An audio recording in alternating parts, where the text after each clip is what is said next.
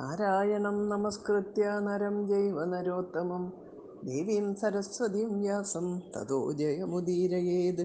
എല്ലാവർക്കും നമസ്കാരം. ശ്രീമദ് നാരായണീയം ദശകം 1 ശ്ലോകം 10. ഭഗവാൻ എന്ന പേരിനെ ശരിക്കും അർഹിക്കുന്നത് ശ്രീ മഹാവിഷ്ണു തന്നെയാണ് എന്ന് പറയുന്നു 10ാമത്തെ ശ്ലോകം. ഐശ്വര്യം ശങ്കരാദീശ്വര വിനിയമനം വിശ്വതേജോഹരാണാം തേജസ്സംഹാരി വീര്യം വിമലമപീയശോ നിസ്പൃഹേശ്ചോപഗീതം അംഗാസംഗാ സദാ ശ്രീരഖിലവിദസിന ക്വാഭിദേ സംഗവാർത്ത തദ്വാതാകാരവാസിൻ മുരഹര ഭഗവച്ഛബ്ദമുഖ്യാശ്രയോസി. ഐശ്വര്യം ശങ്കരാദി ഈശ്വര വിനിയമനം വിശ്വതേജോഹരാണാം തേജഃ സംഹാരി വീര്യം വിമലം അപി യശോ നിസ്പൃഹേഹി ച ഉപഗീതം അംഗാസംഗാ സദാ ശ്രീഹി അഖിലവിദസീന അഖിലവിദ്ഹസി ന ക്വാപിതേ സംഗവാർത്ത തദ് വാദാകാരവാസിൻ മുരഹര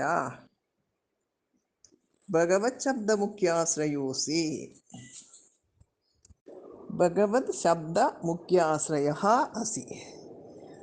ഐശ്വര്യം ശങ്കരാദീശ്വര വിനിയമനം വിശ്വതേജോഹരാണാം തേജസ്സംഹാരി വീര്യം വിമലമപീയശോ നിസ്പൃഹേശ്ചോപഗീതം അംഗാസംഗാ സദാ ശ്രീരഖില വിദസിന ക്വാഭിധേ സംഗവാർത്ത തദ്വാതാകാരവാസിൻ മുരഹര ഭഗവച്ഛബ്ദമുഖ്യാശ്രയോസി.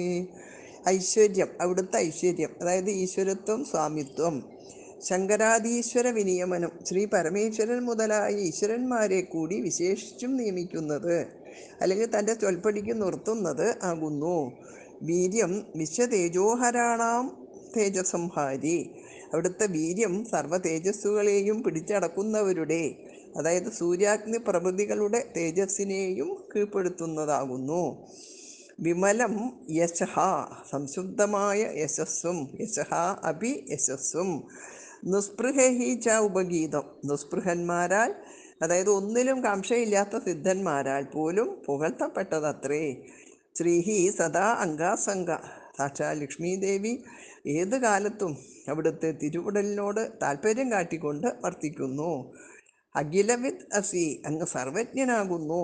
സംഘവാർത്താത്തേ നൊഖാബി, ക്വാബി പറയുമ്പോൾ ക്വ അബി, ആസക്തിയുടെ കഥ പോലും അങ്ങയ്ക്ക് ഒന്നിലും ഇല്ല. തദ്വാതാകാരവാസിൻ, ആകയാൽ അല്ലയോ ഗുരുവായൂരപ്പ, മുരഹര മുരാന്തക, ഭഗവത് ശബ്ദമുഖ്യാശ്രയ അസി, അവിടുന്ന് ഭഗവാൻ എന്ന പേരിന് പ്രധാന ആശ്രയം ആകുന്നു. ഭഗങ്ങളുള്ള ആളാണ് ഭഗവാൻ. ഐശ്വര്യസ്യ സമഗ്രസ്യ വീര്യസ്യ യശസ്ശ്രിയ ജ്ഞാനവിജ്ഞാനയോശ്ചൈവ ഷണ്ണാം ഭഗ ഇതീരണ. തികഞ്ഞ ഐശ്വര്യം, വീര്യം, യശസ്, ശ്രീ, ജ്ഞാനം, വിജ്ഞാനം പറയുമ്പോൾ വൈരാഗ്യം എന്നിവയുടെ കൂട്ടത്തെ ഭഗം എന്ന് പറയുന്നു. ഭഗമുള്ളവൻ ഭഗവാൻ. അവിടുത്തെ ഐശ്വര്യം ശ്രീ പരമേശ്വരൻ മുതലായ ഈശ്വരന്മാരെ കൂടി വിശേഷിച്ചും നിയമിക്കുന്നതാകുന്നു, അല്ലെങ്കിൽ തൻ്റെ ചൊൽപ്പടിക്ക് നിർത്തുന്നത് ആകുന്നു. അവിടുത്തെ വീര്യം സർവ തേജസ്സുകളെയും പിടിച്ചടക്കുന്നവരുടെ, അതായത് സൂര്യാഗ്നി പ്രഭൃതികളുടെ തേജസ്സിനെയും കീഴ്പ്പെടുത്തുന്നതാകുന്നു. സംശുദ്ധമായ യശസ്സും, നിസ്പൃഹന്മാരെ പറയുമ്പോൾ ഒന്നിലും കാംക്ഷയില്ലാത്ത സിദ്ധന്മാരാൽ പോലും പുകഴ്ത്തപ്പെട്ടതത്രേ. സാക്ഷാൽ ലക്ഷ്മി ദേവി ഏതു കാലത്തും അവിടുത്തെ തിരുവുടലിനോട് താല്പര്യം കാട്ടിക്കൊണ്ട് വർത്തിക്കുന്നു. അങ്ങ് സർവജ്ഞനാകുന്നു. ആസക്തിയുടെ കഥ പോലും അങ്ങയ്ക്ക് ഒന്നിലും ഇല്ല. ആകയാൽ അല്ലയോ ഗുരുവായൂരപ്പ, മുരാന്തക, അവിടുന്ന് ഭഗവാൻ എന്ന പേരിന് പ്രധാന ആശ്രയം ആകുന്നു.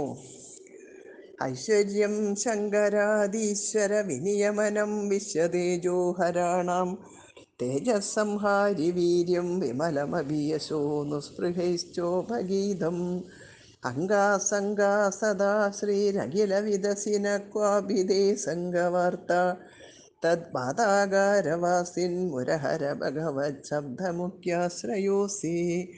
ഐശ്വര്യം ശങ്കരാദീശ്വര വിനിയമനം വിശ്വതേജോഹരാണാം തേജസ്സംഹാരി വീര്യം വിമലമപീയശോ നിസ്പൃഹൈശ്ചോപഗീതം അംഗാസംഗാ സദാ ശ്രീരഖിലവിധസിനക്വാഭിധേ സംഗവാർത്ത തത്പാദാകാരവാസിൻ മുരഹര ഭഗവച്ഛബ്ദമുഖ്യാശ്രയോസേ ഐശ്വര്യം ശങ്കരാദീശ്വര വിനിയമനം വിശ്വതേജോഹരാണാം തേജസ്സംഹാരി വീര്യം വിമലമവിയശോ നുസ്പൃഹൈശ്ചോപഗീതം അംഗാസംഗാ സദാ ശ്രീരഖിലവിധസിനക്വാഭിധേ സംഗവാർത്ത തദ്വാദാകാരവാസിൻ മുരഹര ഭഗവച്ഛബ്ദമുഖ്യാശ്രയോസേ സർവത്ര ഗോവിന്ദനാമസങ്കീർത്തനം ഗോവിന്ദ ഗോവിന്ദ.